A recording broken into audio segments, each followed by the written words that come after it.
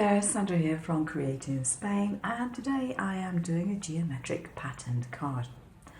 Now what I've done already is I have cut out a stencil and I have stenciled onto the rest of the paper, and what I've used for this is one of these nice thick brushes, and I've used 3 different colours of the Arteza gouache, and that was ice blue, silver and stone blue, so tones that go rather well together. So having done that, I let it dry overnight because it's quite late when I did it, and unusually what I'm going to do is actually scan these in and cut them out. Now if you don't have a brother scan and cut, then what you can do is you can colour your paper and then cut your shapes out. So it's up to you which method you prefer to do. I've scanned these in, and if I can put that down just a... I'm not sure you can see that.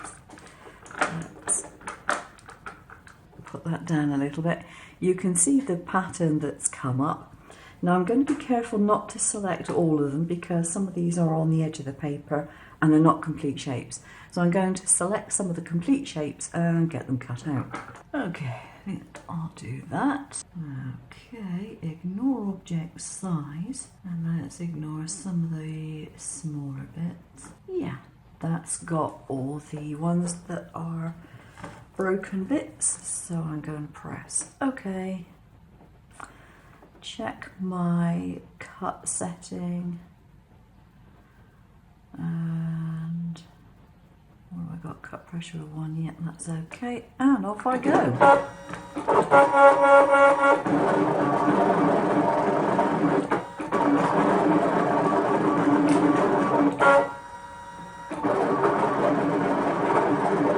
And let's see if that has cut them out.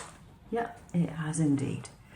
So I'll repeat that with the ones that are lower down.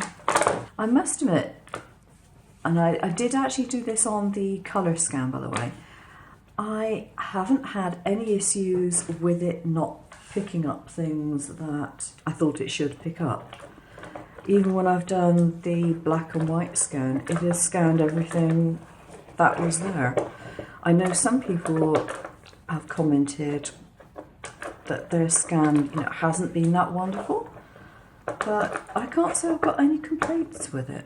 Now I've got a piece of card here. It happens to be watercolour card for no other reason than that's what I grabbed, because it's just got a test swab on the other side, and I'm going to put my stencil over the top. Now you notice that the stencil is cut pretty much to the same size as that piece of card, and I'm just going to line that up and put some tape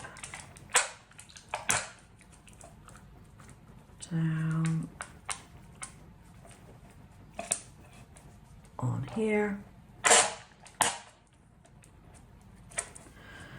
Just taped it down to my work surface just to hold it in place. Now I'm not just going to slot these things back in there, no. What I'm going to do is I'm going to raise them up on foam first and then put them in the same pattern. Because I don't happen to have any foam squares and I happen to have this around instead, I decided to use this piece of self-adhesive foam in these holes. All I have to do is put them in the holes and then just use a glue when I put my tops on.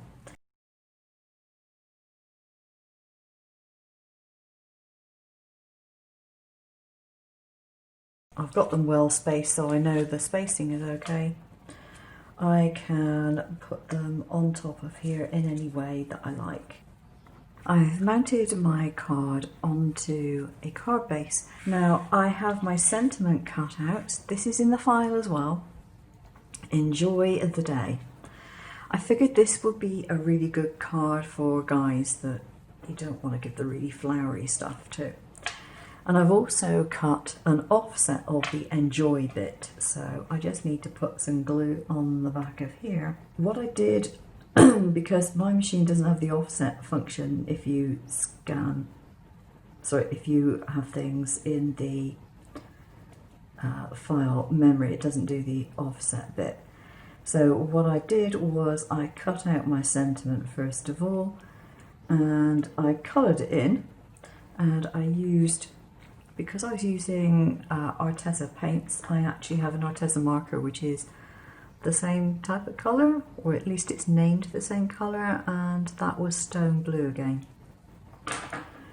So I used that. Just grab my sentiment and put it where I want it onto my background. There we go, that will do nicely. Here's the finished card. I think it's come out nice and crisp and clean and classic. So I'd be very happy to give that to anybody that I knew. If you liked this video, please consider subscribing to my channel, put a thumbs up on it, and please leave comments down below. It makes all the difference to us creators. Take care now.